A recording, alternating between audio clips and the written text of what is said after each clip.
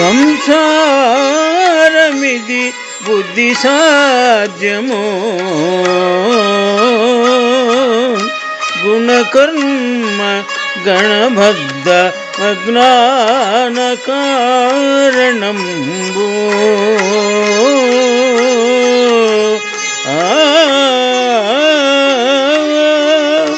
అలవంటి దింతియే కాని నికముగాదు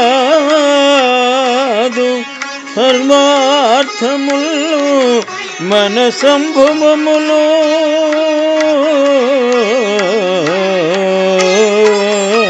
స్వప్న జాగరములు సమములు గుణశూన్యుండగు పరమునికి గుణాశ్రయమునా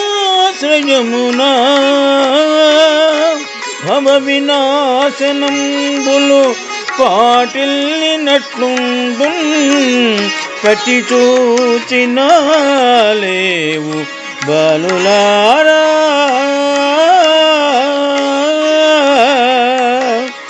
అడగి త్రిగుణాత్మకములైన కర్ములకు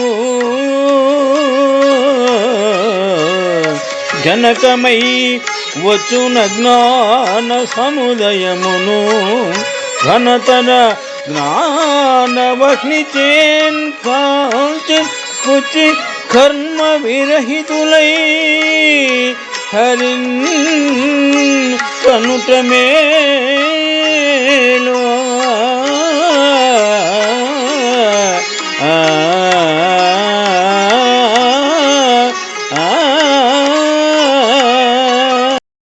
పోతన మహాభాగవతము సప్తమ స్కంధము ప్రహ్లాద చరిత్రము నుండి ఈ పద్యము గ్రహింపబడినది.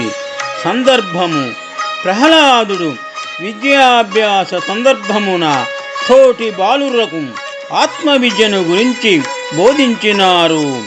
ఎట్లనా? ఓ బాలులారా, ఈ సంసారము కేవలము బుద్ధి వల్లనే ఏర్పడుతుంది. అనగా శుద్ధ బుద్ధి వలనే మనుష్యుడు త్రిగుణాలకు లోనై సంసారములో బద్ధుడవుతాడు. అందుకే సంసారమనేది సత్వ రజస్తమో గుణాత్మకాలైన కర్మలలో బందీ అయి ఉంటుంది. ఇది అజ్ఞానానికి మూలమైనది. ఈ సంసారము కేవలము స్వప్నము వంటిది.